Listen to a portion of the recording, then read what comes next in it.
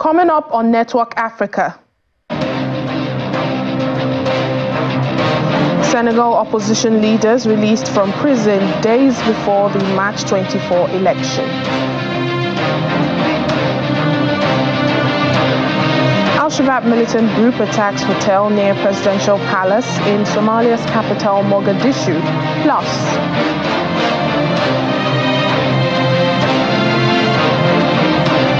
people in court for the murder of 3 Egyptian monks in South Africa.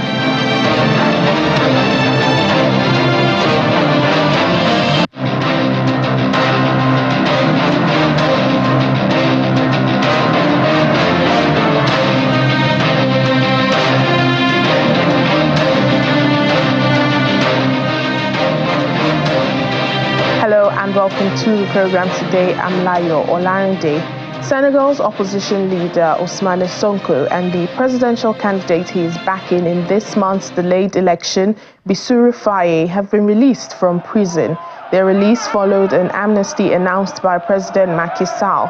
The two men met thousands of their jubilant supporters in the capital Dakar after their release late on Thursday. Hundreds of supporters celebrated the politician's release from prison, with the residents jubilating, dancing and singing, waving Senegalese flags and following official cars with the red and blue flashes as they drove down the road. 44-year-old Mr. Faye is one of the 19 candidates contesting the elections and is expected to start campaigning. He is vying through the Diomaye President Coalition Party. Now, despite spending months in prison, Mr. Faye is seen as one of the favorites in this month's election. He was detained without trial last April on charges including inciting insurrection. The elections are due to be held on the 24th of March after a failed bid to push them to December.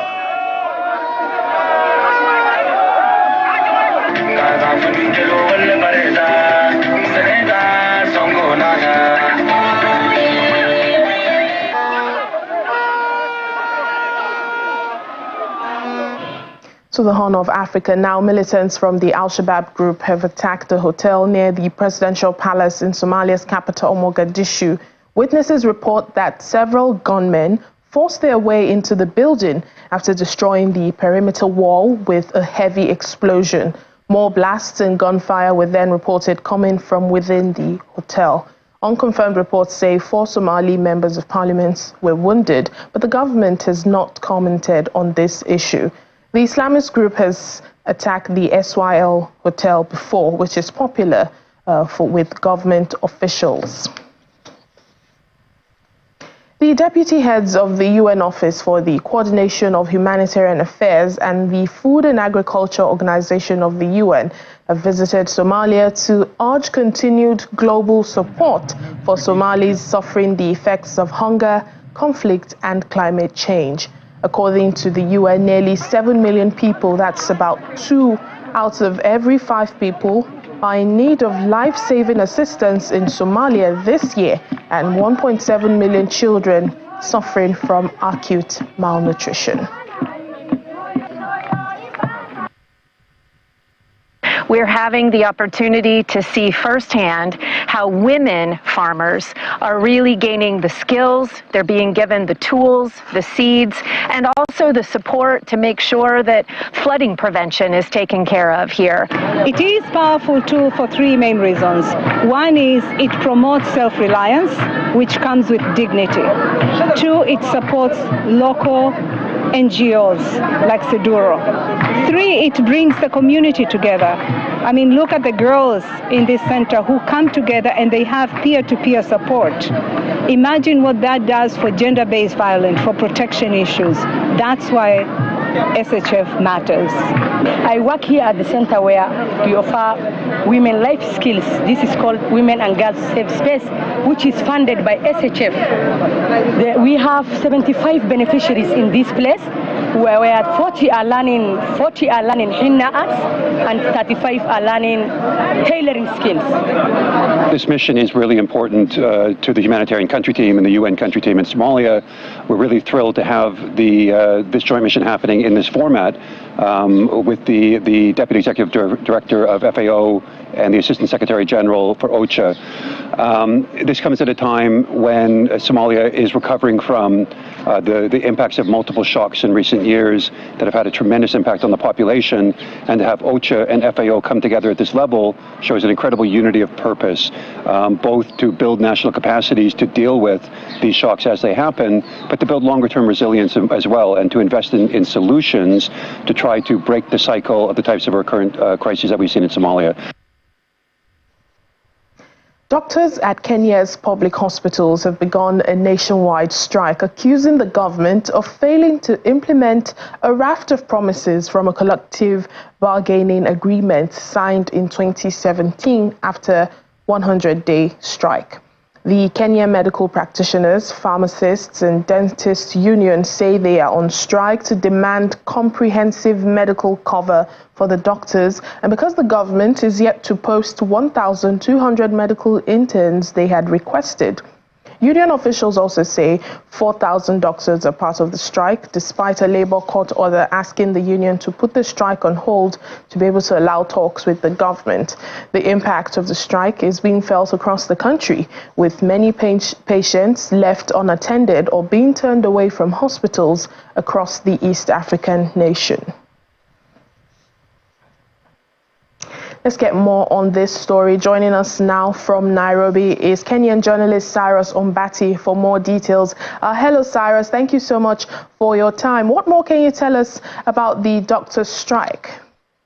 Good evening. We understand that the strike has entered its second day today, and the situation is becoming worse and worse as time goes by, because there seems to be no relenting in terms of stopping the strike or finding a solution, because we understand there was a court order which was issued on Wednesday night to stop the strike, but then the doctors didn't kind of adhere to that, so they went on with their strike yesterday, and today it entered the second day. The court had given parties involved in the whole issue, that's the Ministry of Health, the Doctors Union, Ministry of Labor, to come up together and agree something of what can be worked upon to address the issue. But then after the meeting took place yesterday, there was no more of a agreement on the same. So they went back today, and the court extended the orders to stop the strike. But the doctors say, we talked to them a few minutes ago, they are saying they have not been served with orders. So the strike assistance is going on, and the people are still suffering in some hospitals here and there. It's a dire situation, but we hope there will be a solution so far. Indeed, it's a dire situation. I mean, the doctors are accusing the government of failing to implement an agreement that was signed back in 2017. And that action saw people die from lack of care. Talk to us about the undeniable impact this present strike is sure to have on Kenya's health system. The issue doctors are raising have been there since 2017. The government has been postponing to address the issue they are raising. So it's not an issue that started yesterday, because even before the strike started the other day, the doctors had actually given a notice saying they would be going on strike, because what they had been promised there in 2017 up to now has not been met. So the government took it to be, it was more of a joke and a threat. But then it came out Wednesday, the threat showed it was serious now. It has emanated to this position where patients are being turned away from hospitals.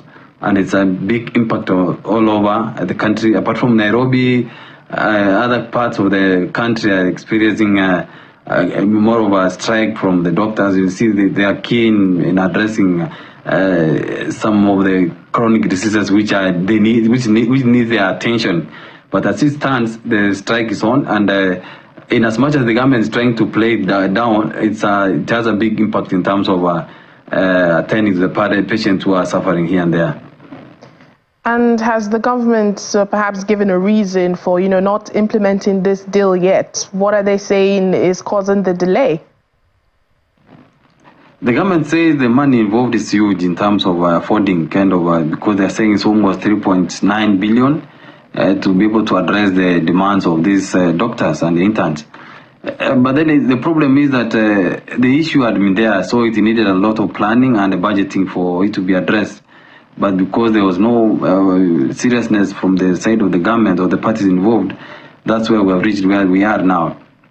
And as much as the money needed is huge or bigger, there was a commitment from the government side to address the issue at hand, because when the collective bargaining agreement was signed in 2017, it meant the government of the day, whoever took over, he had to take over the liability. So, in as much as they're saying it's much to pay, it's an obligation which they have to do now. And how are Kenyans receiving this news? I mean, most especially those who are in need of medical aid at this time. Yet another strike. Kenyans are the ones on the receiving end, because most of the affected hospitals are the public ones, because and that's where the majority of patients go in the country. I mean, we look at the National Hospital in Nairobi. Kenyatta National Hospital is a big hospital with the biggest number of doctors in the country, and it's among those affected. And you see, being affected is the hospital that went to court to seek to stop the strike. And the impact is huge, because it's a countrywide issue, and the poor are the most affected. That's the problem. The poor and the lower cadre, because they're the ones who seek medical services in the public hospitals. That's the enormity of the problem, because you can see a nurse cannot address some of the issues that are being brought to hospitals. So the problem is huge, as you can imagine, as it is. We are staring at a situation where, in as much as the court has said that the strike has to be stopped until 20th of this month to address the issues at hand, the doctors are not relenting, because they can go to hospital here and they sit there without treating a patient because they're on strike. That's the problem now we are facing. All right, then we do hope the problem is resolved quickly. Thank you so much, our Kenyan journalist in Nairobi, Cyrus Ombati. Well, here in Nigeria, the Enugu State government has called on the International Fund for Agricultural Development to create more aggregation centers around farm clusters in the state for production preservation that would minimize post-harvest challenges. The government made this known while receiving the International Fund for Agricultural Development's Associate Vice President, Dr. Donald Brown, and members of his team who are on a working and inspection visit to the state. Seated here are members of the International Fund for Agricultural Development, IFAD, led by its Associate Vice President, Dr. Donald Brown.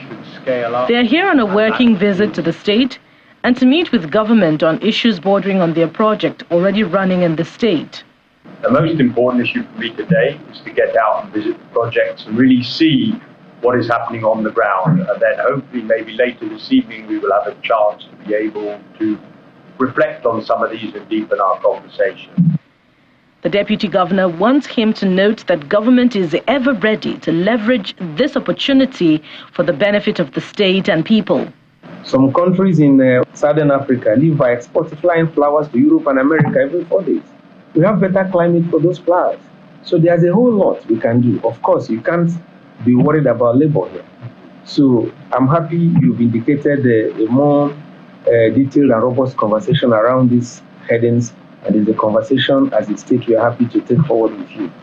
After this meeting, the delegation moves to Aninri local government area to inspect the IFAD project sited there to assist rural and smallholder farmers who are the main producers of staple foods. After their inspection, the women who are the major farmers shared their experiences since this intervention for dry season farming. I'm very glad to receive them, to have them around the women of Enugu State. They have done so far. They have touched the life of women in Enugu State. The IFAD leader expresses satisfaction with the input as the State Commissioner for Agriculture pledges that government is ever ready to pay counterpart funds to push the program across the 17 local government areas of the state. I'm very pleased to see dry season farming is very profitable for the women's groups, and they get a better price than wet season farming. And especially when the president is declaring a food emergency, it is important that we are producing more food. Our governor has given us a mandate that annually we produce nothing less than 1 million metric tons of rice. And that's why we're aggressive in supporting our smallholder farmers. So we also say that whatever that is needed for the state to do in terms of counterpart funding for new projects, new programs, that the state is ready and willing to adapt to that and to provide a counterpart funding. As the farmers reap the benefits of this first intervention, they want IFAD to create more aggregation centers around farm cluster for production, preservation that would minimize post-harvest challenges. Welcome back to the program. 2 men accused of fatally stabbing 3 Egyptian monks in South Africa have appeared in court. Saheed Basanda, a 37-year-old Egyptian national, and his co-accused Samuel Ava Marcus, a 47-year-old South African citizen, are due to remain in custody until their next court appearance. The 2 were arrested after the monks were killed on Tuesday at the St. Mark Apostle and St. Samuel the Confessor Monastery in Cullinan. That's a town east of the capital, Pretoria. The case has been postponed till the 27th of March for the 2 to be able to get legal representation for an Arabic translator that they had requested. Members of the church wearing black robes were in the gallery of the courthouse, sitting quietly as the brief proceedings took place. According to the police, nothing was stolen during the attack, and the motives remain unknown.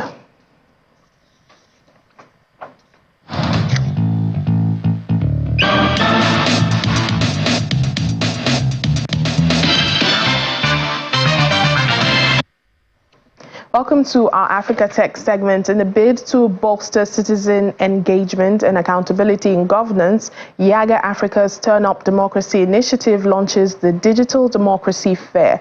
The primary objective of the fair is to showcase tech innovations and digital tools specifically designed for civic engagement, creating an environment where tech innovators and civic actors can collaborate to drive social change. Every single one of us It's a mix of tech enthusiasts and civic-minded individuals at the Lagos Digital Democracy Fair, where the aim is to spotlight tech innovations that empower citizens to engage with the government, demand accountability, and take meaningful civic action. It's where people can enrich themselves with the knowledge that they need. The fair, a collaborative effort between Yaga Africa's Turn Up Democracy Initiative and Civic Hive, isn't just about showcasing fancy gadgets. It's about leveraging technology to strengthen democracy and ensure accountability. It's designed to provide a platform to showcase civic tech innovations that either promote civic education, promote demand for accountability, and then promote civic engagement. So what we have today is we have over 12 innovators, people who have tech solutions. For instance, there's one around how to dispel disinformation, things around how to protect human rights or report human rights abuse, things like how to hold the government to account based on their promises during the elections. And the idea of the fair is, in the pre-elections phase, we hosted a civic tech camp that looked at young people who use digital tools to promote youth participation in the election. So after elections, what next? And so this time around, the tools that people are showcasing is basically what they've designed that can promote citizens' engagement with the government at the federal level, at the state level, and at the local government level. And we have over 12 innovators, and most of them from the southwestern part. Like you see, this is happening in Lagos. The idea is subsequently we can scale it at the national level. From apps facilitating citizen government communication to platforms promoting civic engagement, the Digital Democracy Fair is a hub for tech innovators and civic actors to collaborate for social change. The app is is actually developed for people to have access to report cases of abuse, especially those related to abuse of human rights. This Chrome extension will help you spotlight hate speech issues, and we will intend to work with platform owners to ensure that these hate speech are not amplified. The Truly Verify Africa, a mobile responsive site that is supposed to empower Nigerians from 18 years and above to stop the spread of misinformation and fake news, leading up to not just only 2023 elections, but also post-general elections. It is also an avenue to identify new opportunities for improving citizens' engagement with public officials and improve understanding of the impact of digital transformation on democracy and public participation. The most critical thing is that we see a lot of activity in the digital space. You see a lot of activity, on social media. How do you turn that into practical action? How do you get young people to really engage and to transfer that work from the digital platforms into the democratic arena, to really engage with different levels of accountability, different levels of governance, of the governance process. The Lagos Digital Democracy Fair encourages civil society organizations, civic actors, and tech innovators to leverage digital tools to address issues such as civic participation, governance, and public accountability. The month of March is all about celebrating women, and as we continue to recognize them for their remarkable achievements, the UK's Digital Access Programme, in partnership with Cyberspace Foundation, is supporting the inclusion of women into the digital space and closing the digital divide. Through the DigiGirls program aimed at addressing digital inequality in the country, about 60,000 women and girls have been trained and upskilled with different tech skills. Women and girls have long been in the minority in the tech world, facing systemic barriers that limit their access and opportunities. In Nigeria, this digital divide is stark, but one initiative working to address the digital gender gap by empowering women and girls with the skills and confidence to thrive in the digital world is the DigiGirls program. I love sales and I've always desired to be... For the past 3 years, the UK's Digital Access Programme and Cyberspace Foundation have collaborated to support the inclusion of women in the digital space as a response to the imbalance. It's really clear that science, tech, ICT are going to be central to Nigeria's economy. And it's already clear from 2023 that ICT formed almost 16% of Nigeria's GDP. And that's for a sector which is only really in its infancy, and a sector that I'm sure is likely to grow. There are a wide range of things that need to happen for that sector to grow. But another part of it is to make sure that women and girls are fully included in this sector. And that takes us back to DigiGirls, which is the focus of today's event. So for the first 2 cohorts that we ran, we trained 6,800 women and girls. We were proud of that, but that was 6% of the people who applied. So what we did next is we came to CyberSafe. And this time, working with them, they and us have managed to train nearly 60,000. So from 6,000 to 60,000. Now, I haven't quite done the maths on the percentages there, but I'm pretty certain that the demand will continue to grow. And the demand continues to need to be met. Despite efforts to promote diversity and inclusion, the underrepresentation of women in the tech industry is a well-documented issue. And for the founder of Cybersafe Foundation, when half of the population is excluded from the digital workforce, it's not just a matter of equality, it's a loss of potential innovation and growth. But why is inclusive digital development so vital for Nigeria? Considering that, according to a recent USAID report, 90% of jobs worldwide will have a digital component in the near future. And without digital skills, women are automatically disadvantaged and do not have the confidence to participate in the digital workforce or the digital economy at large. What will become of us if we leave half our population behind? We must count women in. What next?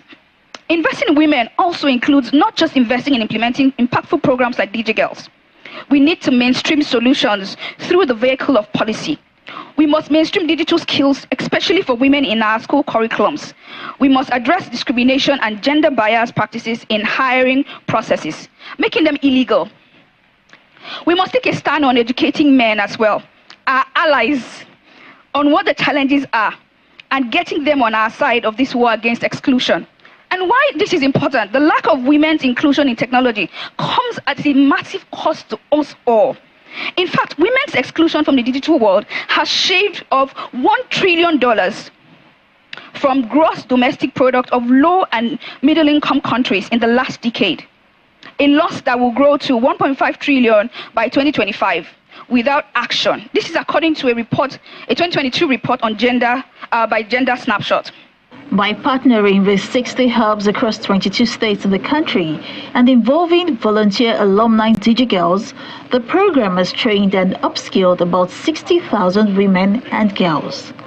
It was very hard, it was tough, but above all, it was exciting and I enjoyed every bit of it. I've learned the basic of digital literacy course. I took that course also. I took cybersecurity awareness, soft skills, and I specialize on digital marketing. As technology continues to shape our world, harnessing the talents of all, regardless of gender, can help drive sustainable development. And while initiatives like DigiGirls play a crucial role in addressing digital inequality, it is also essential to remember the importance of inclusivity and diversity in driving progress.